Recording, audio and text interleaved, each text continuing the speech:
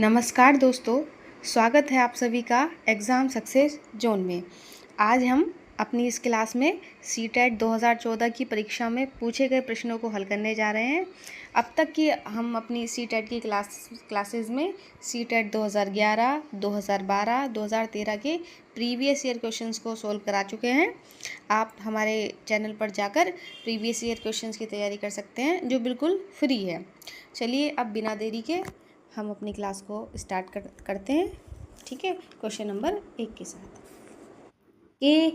केंद्रीय माध्यमिक शिक्षा परिषद यानी सीबीएसई, केंद्रीय माध्यमिक शिक्षा परिषद सीबीएसई द्वारा अपनाए गए प्रगतिशील शिक्षा के प्रतिमान में बच्चों का समाजीकरण जिस प्रकार से किया जाता है, उससे अपेक्षा की जा सकती है कि, देखिए ऑप्शन दिए हैं।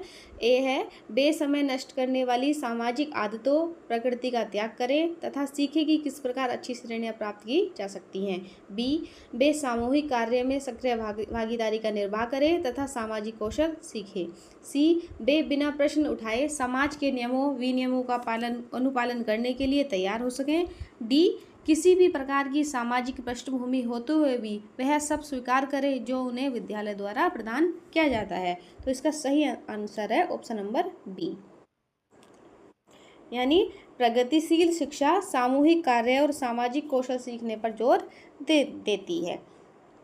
हमारा अगला प्रश्न है, निम्नलिखित में से कौन सा वाइगोस्की के सामाजिक सांस्कृतिक सिद्धांत पर आधारित है। ऑप्शन नंबर ए है सक्रिय अनुकूलन, ऑप्शन नंबर बी पारस्परिक शिक्षण, ऑप्शन नंबर सी संस्कृति निरपेक्ष संज्ञानात्मक विकास, ऑप्शन नंबर डी अंतर्दृष्टिपूर्ण अधिगम। तो इसका सही आंसर है ऑप्शन नंबर बी, यानी वाइगोस्की का जो सामाजिक सांस्कृतिक सिद्धांत है वो पारस्परिक शिक्षण पर आधारित है। ठीक है, हमारा अगला प्रश्न है प्रश्न नंबर 3। एक शिक्षिका अपनी कक्षा में कहती है, सभी प्रकार के प्रदत्त कार्यों यानी असाइनमेंट्स का निर्माण इस प्रकार किया गया है कि प्रत्येक विद्यार्थी अधिक प्रभावशाली ढंग से सीख सके, अतः सभी विद्यार्थी बिना किसी अन्य की सहायता से अपना कार्य पूर्ण करें। वह कोहल वर्ग के किस नैतिक विकास के चरण की ओर संकेत दे रही है। ऑप्शन नंबर ए औपचारिक चरण 4 कानून और व्यवस्था, ऑप्शन नंबर बी पर औपचारिक चरण 5 सामाजिक संविदा, ऑप्शन नंबर सी पूर्व औपचारिक चरण 1 दंड परिहार, और ऑप्शन नंबर डी पूर्व औपचारिक चरण 2 व्यक्तिगत और विनिमय। तो इसका सही आंसर है ऑप्शन नंबर ए, यानी शिक्षिका अगर अब अपनी कक्षा में कह रही है कि जो जितने भी असाइनमेंट वर्क्स दिए हैं उनका जो निर्माण है इस तरीके से किया गया है कि जो हर एक विद्यार्थी है उससे क्या है एक इम्पैक्टफुल वे में सीख सके।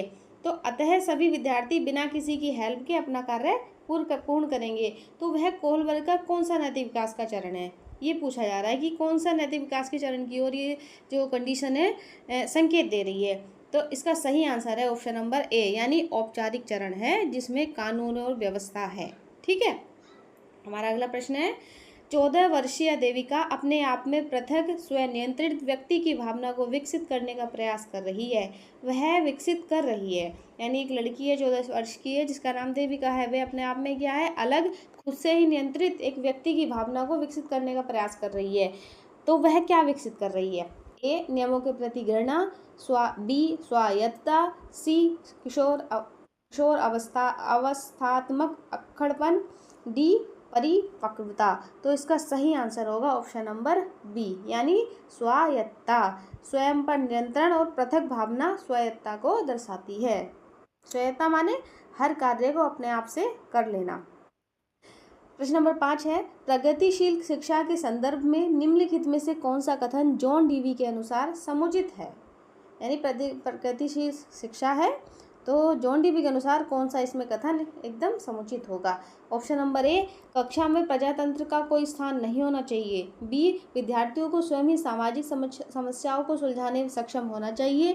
सी, जिज्ञासा विद्यार्थियों के स्वभाव में अंतर्निहित नहीं है अपितु इसका संवर्धन करना चाहिए। एंड ऑप्शन नंबर डी है, कक्षा में विद्यार्थियों का निरीक्षण करना चाहिए ना कि सुनना चाहिए। तो इसका सही आंसर है ऑप्शन नंबर बी, विद्यार्थियों को स्वयं ही सामाजिक समस्याओं को सुलझाने में सक्षम होना चाहिए। ये एक प्रगतिशील शिक्षा की निशानी है। ठीक है, हमारा अगला प्रश्न है, भाषा अवबोधन से संबद्ध विकार है, यानी भाषा के अवबोधन से संबद्ध विकार है चलाघात, जिसको बोला जाता है अप्रेक्सिया। पठन वैकल्य डिसलेक्सिया, वाक संबद्ध रोग स्पीच स्पीचक्सिया, भाषागत अफेजिया। तो इसका सही आंसर है ऑप्शन नंबर डी, यानी भाषा से संबंधित जो विकार है वो है भाषागत, जिसको बोला जाता है अफेजिया। और अफेजिया भाषा को समझने और व्यक्त करने में कठिनाई का विकार है। और अगला प्रश्न है, निम्नलिखित में से कौन सा आलोचनात्मक दृष्टिकोण बहुबुद्धि सिद्धांत थ्योरी ऑफ मल्टीपल इंटेलिजेंसेस से संबद्ध नहीं है? ऑप्शन नंबर ए, यह शोध आधारित नहीं है। ऑप्शन नंबर बी, विभिन्न बुद्धियाँ विभिन्न विद्यार्थियों के लिए विभिन्न पद्धतियों की मांग करती हैं। ऑप्शन नंबर सी, प्रतिभाशाली विद्यार्थी प्रायः एक क्षेत्र में ही अपनी विशिष्टता प्रदर्शित करते हैं। एंड ऑप्शन नंबर डी है, इसका कोई अनुभवात्मक आधार नहीं है। तो आलोचनात्मक दृष्टिकोण बहुबुद्धि सिद्धांत किससे संबंधित नहीं, ये नहीं पूछा है, तो किससे संबंधित नहीं है? इसका सही आंसर होगा ऑप्शन नंबर सी, यानी प्रतिभाशाली विद्यार्थी प्रायः एक क्षेत्र में ही अपनी विशिष्टता प्रदर्शित करते हैं, ये गलत है। बहुबुद्धि सिद्धांत यह नहीं कहता है कि प्रतिभा केवल एक क्षेत्र तक सीमित है। अगला प्रश्न है प्रश्न नंबर 8, बहुबुद्धि सिद्धांत को वैध नहीं माना जा सकता क्योंकि, देखिए बहुबुद्धि सिद्धांत को वैध नहीं माना सकता है, क्यों? इसका कारण है, ऑप्शन दिए हैं। ऑप्शन नंबर ए है, विशिष्ट परीक्षणों के अभाव में विभिन्न बुद्धियों का मापन संभव नहीं है। ऑप्शन नंबर बी, यह सभी 7 बुद्धियों को समान महत्व नहीं देता है। ऑप्शन नंबर सी, यह केवल अब्राहम मैस्लो के जीवन भर के अनुभवात्मक अध्ययन पर आधारित है। एंड ऑप्शन नंबर डी है, यह सर्वाधिक महत्वपूर्ण सामान्य बुद्धि, जी सामान्य बुद्धि मतलब जी जनरल इंटेलिजेंस के अनुकूल नहीं है। तो इसका सही आंसर है ऑप्शन नंबर ए, यानी बहुबुद्धि सिद्धांत किसको वैध नहीं मानता है कि विशिष्ट परीक्षणों के अभाव में विभिन्न बुद्धियों का मापन संभव नहीं है। ये वैयक्तिक विभेद, कक्षा में विद्यार्थियों के लिए वैयक्तिक विभेद लाभकारी नहीं है, हानिकारक है, अनुपयुक्त है। लाभकारी हैं क्योंकि ये विद्यार्थियों की संज्ञानात्मक संरचनाओं को खोजने में अध्यापकों को प्रवृत्त करते हैं। तो इसका ठीक आंसर है ऑप्शन नंबर डी, यानी कक्षा में विद्यार्थियों के लिए वैयक्तिक विभेद लाभकारी हैं क्योंकि ये विद्यार्थियों की संज्ञानात्मक संरचनाओं को खोजने में अध्यापकों को प्रवृत्त करते हैं। यानी वैयक्तिक विभेद अध्यापकों को बच्चों की सीखने की शैली समझने में मदद करते हैं, क्योंकि वैयक्तिक विभिन्नता मानी जाती है, यानी क्लास में वैयक्तिक विभिन्नता देखने को मिलती है। वैयक्तिक विभिन्नता का मतलब होता है हर बच्चा क्या है, अपने आप में अलग है, हर बच्चे की सीखने की शैली अलग है, हर बच्चे का मानसिक स्तर अलग है। तो इसीलिए ये जो है वैयक्तिक विभेद क्या है, लाभकारी होते हैं। ठीक है, ये क्या है, एक टीचर को बच्चों की सीखने की शैली को समझने में मदद करते हैं। निम्नलिखित में से कौन सा एक अन्य विकल्पों से संबद्ध नहीं है? प्रश्नोत्तर सत्रों को संगठित करना, किसी विषय पर विद्यार्थियों की प्रतिक्रिया को लेना, प्रश्नोत्तरी परिचालित करना, स्वयं मूल्यांकन के कौशल को प्रतिमानित करना। पूछा गया है कि कौन सा एक ऐसा विकल्प है जो अन्य विकल्पों से संबद्ध नहीं है, यानी जो इनमें क्या है सबसे अलग है। तो इसका सही आंसर होगा ऑप्शन नंबर डी, यानी स्वयं मूल्यांकन के कौशल को प्रतिमानित करना। देखिए, प्रश्नोत्तर सत्रों को संगठित करना, किसी विषय पर विद्यार्थियों की प्रतिक्रिया को लेना, प्रश्नोत्तरी परिचालित करना, ये क्या है, सभी क्या है, स्वयं मूल्यांकन व्यक्तिगत है। ठीक है, सॉरी, ये सभी क्या है, प्रश्नोत्तर से संबंधित है, प्रश्नोत्तरी से संबंधित है, सत्रों से, क्विज से संबंधित है। इसका स्वयं मूल्यांकन से कोई भी संबंध नहीं है। ठीक है, तो इसलिए ये हमारा ऑप्शन क्या होगा, गलत होगा। हमारा अगला प्रश्न है प्रश्न नंबर 12, निम्नलिखित में से कौन सा प्रश्न अपने विशिष्ट क्षेत्र से ठीक तरह से मिला हुआ है? निम्नलिखित में से कौन सा प्रश्न अपने विशिष्ट मूल क्षेत्र से ठीक तरह से मिला हुआ है? देखिए, ऑप्शन नंबर ए है, क्या आप अपने विद्यार्थियों को उनके यानी मूल्यांकन। बी है, पिछली रात दूरदर्शन पर दिखाए गए सृजनशील क्रिकेट में निर्णायक क्षण कौन सा था। सी है, जड़ी बूटियों के प्रयोग द्वारा चिकन पकाने हेतु कोई नई पाक विधि लिखी है, यानी ये क्या है, अनुप्रयोग। ऑप्शन नंबर डी, निर्धारित कीजिए कि दिए गए मापकों में से कौन सा मापक आपको उत्तम परिणामों को पाने में सर्वाधिक प्रवृत्त कर सकता है, ये विश्लेषण है। तो पूछा गया है कि कौन सा जो क्षेत्र है अपने मतलब वो ठीक, कौन सा जो प्रश्न है अपने विशिष्ट क्षेत्र से ठीक तरीके से मिला हुआ है। तो इसका सही आंसर है ऑप्शन नंबर डी, यानी जो ऑप्शन नंबर ये डी है, यानी निर्धारित कीजिए कि निर्धारित कीजिए कि दिए गए मापकों में से कौन सा मापक आपको उत्तम परिणामों को पाने में सर्वाधिक प्रभावित कर सकता है। यानी इसमें क्या विश्लेषण की बात की गई है। ये प्रश्न क्या है, अपने विशिष्ट क्षेत्र यानी विश्लेषण से संबंधित है, इसलिए इसका आंसर क्या होगा, डी। हमारा अगला प्रश्न है प्रश्न नंबर 13। निम्नलिखित में से कौन सी सर्वाधिक प्रभावशाली विधि हो सकती है जो आपकी इस अपेक्षा को पूरा कर सके कि वंचित विद्यार्थी अपनी भागीदारी द्वारा सफल हो सके। एक विधि पूछा गया है। विधि से क्या है, एक उम्मीद ये की जा रही है कि जो वंचित विद्यार्थी होते हैं अपनी भागीदारी द्वारा सफल हो सकें। ऑप्शन नंबर ए, आप उनकी सफलता हेतु उनकी क्षमता में विश्वास को अभिव्यक्त करें। बी, पढ़ाए जाने वाले विषय में आप अपनी रुचि विकसित करें। सी, अपने लक्ष्य को महसूस कराने के लिए बच्चों की अन्य बच्चों से प्रायः तुलना करते रहना। डी, इस बात पर बल देना कि आपकी उनसे उच्च अपेक्षाएं हैं। तो इसका सही आंसर है ऑप्शन नंबर ए। इसका सही आंसर है ऑप्शन नंबर ए, यानी आप उनकी सफलता हेतु उनकी क्षमता में विश्वास को अभिव्यक्त करें। तो ये सबसे ज़्यादा प्रभावशाली विधि हो सकती है वंचित विद्यार्थियों के लिए कि आप उनकी सफलता हेतु उनकी क्षमता में विश्वास को अभिव्यक्त करें। बच्चों की क्षमता में विश्वास उन्हें सफलता के लिए प्रेरित करती है। हमारा अगला प्रश्न है प्रश्न नंबर 14। निम्नलिखित में से कौन सा विकासात्मक विकार का उदाहरण नहीं है। विकासात्मक विकार का, आत्मविमोह यानी ऑटिज्म, प्रमस्तिष्क घात यानी सेरिब्रल पाल्सी, पश्च अभिघात जन्य तनाव, post traumatic stress disorder. Option number D, न्यून अवधान सक्रियता विकार, ADHD। तो इसका सही आंसर होगा ऑप्शन नंबर सी, यानी कौन सा विकासात्मक विकार का उदाहरण नहीं है, पश्च अभिघातजन्य तनाव यानी पोस्ट ट्रॉमेटिक स्ट्रेस डिसऑर्डर। ये क्या है, PTSD एक मनोवैज्ञानिक स्थिति है, ना कि जन्मजात विकासात्मक विकार। ये क्या है, मनोवैज्ञानिक है, ये जन्मजात भी कोई विकासात्मक विकार नहीं है। हमारा अगला प्रश्न है प्रश्न नंबर 15। बहुशिक्षण शास्त्रीय तकनीकें, वर्गीकृत अधिगम सामग्री, बहुमूल्यांकन तकनीकें तथा परिवर्तनशील जटिलता एवं सामग्री का स्वरूप निम्नलिखित में से किससे संबद्ध है। ठीक है। ऑप्शन नंबर ए, सार्वभौमिक अधिगम प्रारूप। ऑप्शन बी, उपचारात्मक शिक्षण। ऑप्शन सी, विभेदीकृत अनुदेशन। ऑप्शन डी, पारस्परिक शिक्षण।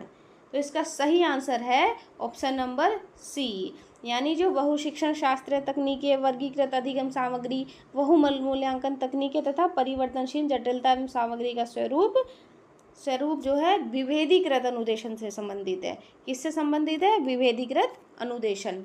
विभेदीकृत अनुदेशन हर बच्चे की व्यक्तिगत आवश्यकताओं के अनुरूप सामग्री उपलब्ध कराता है। ठीक है। हमारा अगला प्रश्न है प्रश्न नंबर 16। निम्नलिखित में से प्रतिभाशाली अधिगमकर्ताओं के लिए क्या समुचित है। जो प्रतिभाशाली लर्नर्स होते हैं यानी बच्चे हैं, उनके लिए क्या ठीक होता है। ऑप्शन ए, वे अन्य को भी कुशल प्रभावी बनाते हैं। बी, वे सदैव अन्य का नेतृत्व करते हैं। सी, अपनी उच्च स्तरीय संवेदनशीलता के कारण वे भी निम्न श्रेणी पा सकते हैं। डी, बुनियादी तौर पर उनकी मस्तिष्कीय शक्ति। तो इसका सही आंसर है ऑप्शन नंबर सी, यानी अपनी उच्च संवेदनशीलता के कारण वे भी निम्न श्रेणी को पा सकते हैं। ठीक है। उच्च संवेदनशीलता के कारण प्रतिभाशाली बच्चे कभी कभी तनाव में खराब प्रदर्शन कर सकते हैं। अगला प्रश्न है, विद्यालयों में समावेशन मुख्यतः केंद्रित होता है, यानी जो विद्यालयों में समावेशन होता है वो किस पर केंद्रित होता है। विशिष्ट श्रेणी वाले बच्चों के लिए सूक्ष्म प्रावधानों के निर्माण पर। बी, केवल दिव्यांग छात्रों की आवश्यकताओं को पूर्ण करने पर। सी, संपूर्ण कक्षा की कीमत पर दिव्यांग बच्चों की आवश्यकताओं को पूरा करने पर। डी, विद्यालयों में निरक्षर अभिभावकों की शैक्षिक आवश्यकताओं पर। तो इसका सही आंसर है ऑप्शन नंबर ए, यानी जो समावेशन केंद्रित होता है मुख्यतः जो विशिष्ट श्रेणी वाले बालक होते हैं, बच्चे होते हैं, उनके लिए सूक्ष्म प्रावधानों के निर्माण पर। ठीक है। समावेशन में सभी बच्चों के लिए विशेष प्रावधान किए जाते हैं। ठीक है। हमारा अगला प्रश्न है प्रश्न नंबर 18। बच्चों में सीखी गई निसहायता का कारण है। जो बच्चों में सीखी गई क्या निसहायता यानी ना समझने का क्या कारण है। इस व्यवहार को अर्जित कर लेना कि वे सफल नहीं हो सकते। बी कक्षा गतिविधियों के प्रति कठोर निर्णय। सी अपने अभिभावकों की अपेक्षाओं के साथ तालमेल न बना पाना। डी अध्ययन को गंभीरतापूर्वक ना लेने हेतु नैतिक निर्णय। तो इसका सही आंसर ऑप्शन नंबर ए। इसका सही आंसर है ऑप्शन ए, यानी बच्चों में सीखी गई निसहायता का कारण है कि इस व्यवहार को अर्जित कर लेना कि वे सफल नहीं हो सकते, यानी अब उन्होंने मान लिया है कि वे जो है अब नहीं सीख सकते हैं। तो यानी जब बच्चा मान लेता है कि ये सारे जितने भी प्रयास हैं वो हमारे व्यर्थ है, नहीं सीख सकते हैं, तो ये ही सीखी गई निसहायता का कारण बनता है। ठीक है, हमारा अगला प्रश्न है प्रश्न नंबर 19। यदि एक विद्यार्थी विद्यालय में लगातार निम्नतम श्रेणी प्राप्त करता है तो उसके अभिभावक को उसकी सहायता हेतु परामर्श दिया जा सकता है। अब देखिए, ये कोई विद्यार्थी है, विद्यालय में लगातार क्या है, एकदम लोअर श्रेणी प्राप्त कर रहा है, ठीक है, एकदम क्या लो ग्रेड क्लास में आ रही है उसकी, तो उसके गार्जियन को क्या उसकी सहायता हेतु क्या है, अब गाइडेंस की ज़रूरत है। तो वो गाइडेंस दिया जा सकता है। ए वह अध्यापकों की घनिष्ठ संगति में कार्य करे। मोबाइल फ़ोन, चलचित्र, कॉमिक्स एवं खेल हेतु अतिरिक्त समय पर रोक लगाए।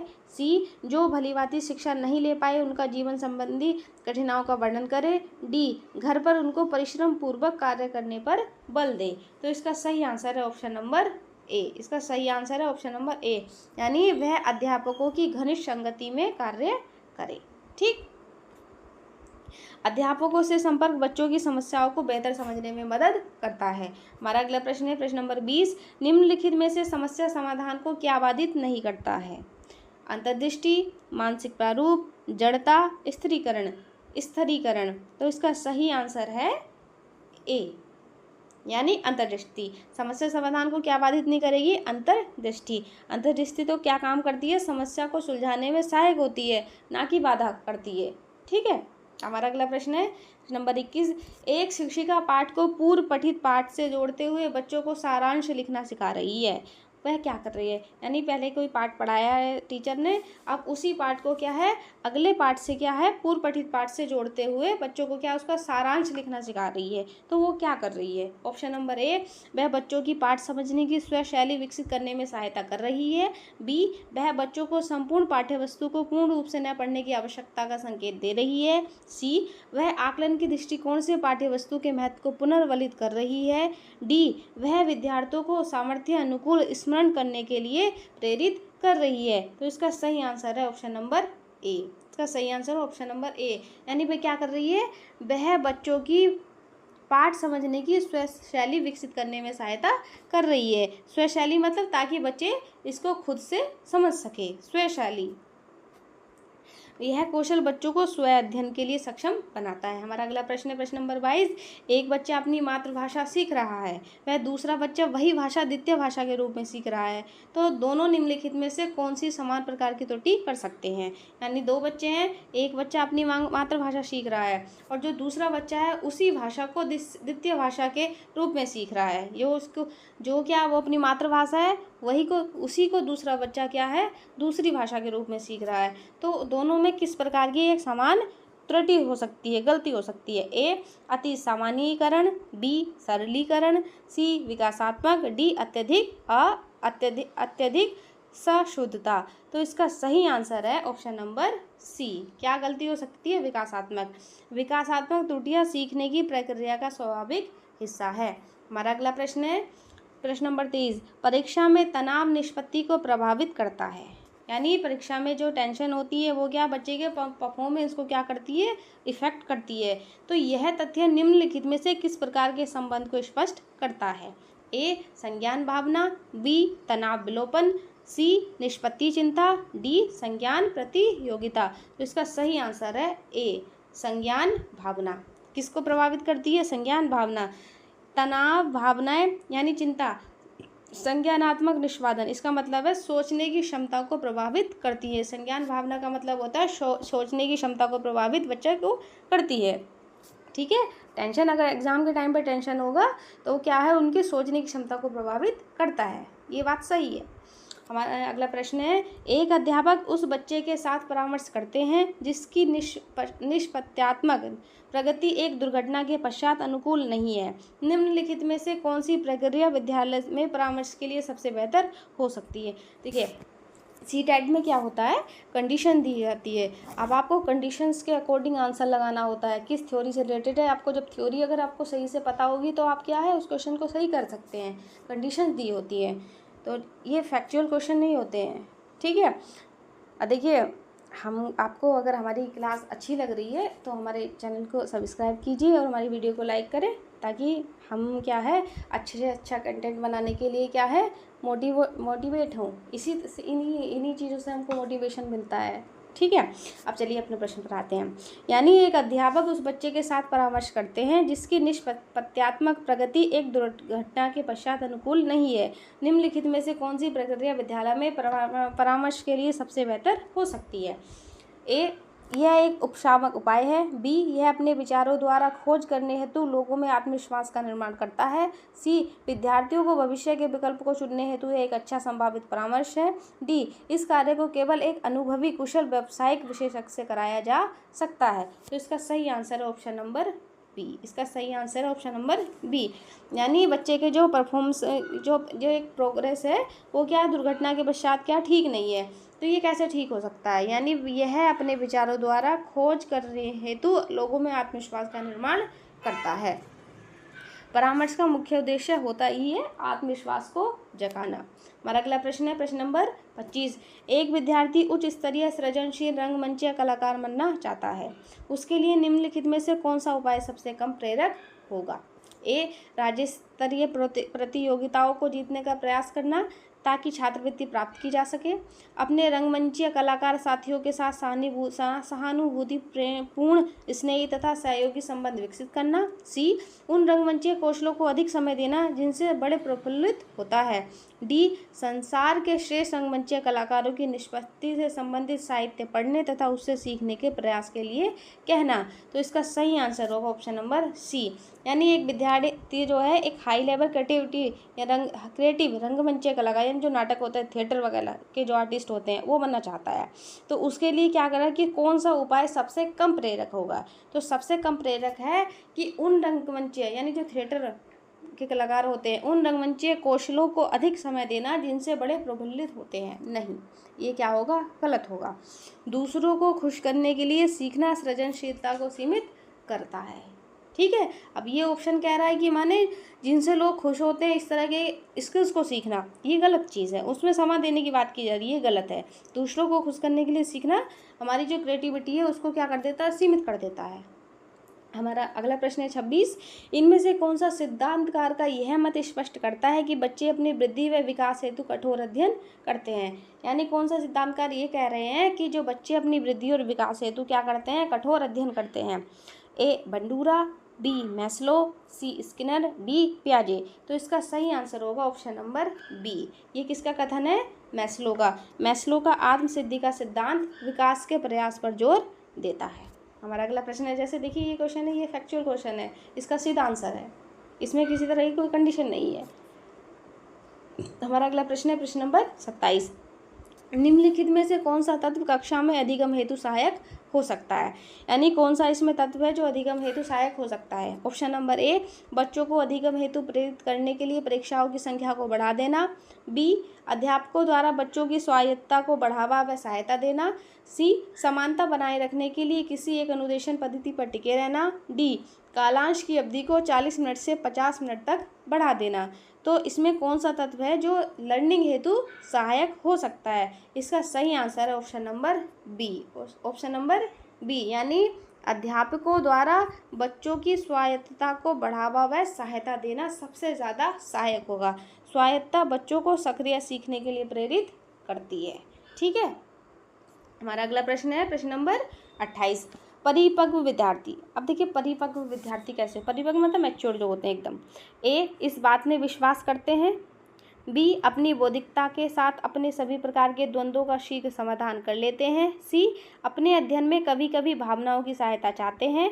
डी, कठिन परिस्थितियों में भी अध्ययन से विचलित नहीं होते। तो इसका सही आंसर है ऑप्शन नंबर बी, यानी जो परिपक्व विद्यार्थी, परिपक्व कह सकते हैं, प्रतिभाशाली भी कह सकते हैं, ठीक, जो ऐसे बच्चे होते हैं अपनी बौद्धिकता के साथ अपने सभी प्रकार के द्वंद्वों का भी शीघ्र समाधान कर लेते हैं। ठीक है, जो इस तरह के विद्यार्थी होते हैं परिपक्व, वो बौद्धिक और भावनात्मक संतुलन प्रदान करती है। परिपक्वता क्या करती है? बच्चों में बौद्धिक और भावनात्मक संतुलन प्रदान करती है। हमारा अगला प्रश्न है प्रश्न नंबर 29। पूर्व विद्यालय में पहली बार आया बच्चा मुक्त रूप से चिल्लाता है, यानी अब वो क्या है, पूर्व विद्यालय में पहले बच्चा पहली बार आ रहा है, अब क्या वो चिल्ला रहा है। 2 वर्ष पश्चात वही बच्चा जब प्राथमिक विद्यालय में पहली बार जाता है, ठीक है, तो अपना तनाव चिल्लाकर व्यक्त नहीं करता, अपितु उसके कंधे व गर्दन की पेशियां तन जाती हैं। उसके इस व्यवहारिक परिवर्तन का क्या सैद्धांतिक आधार हो सकता है?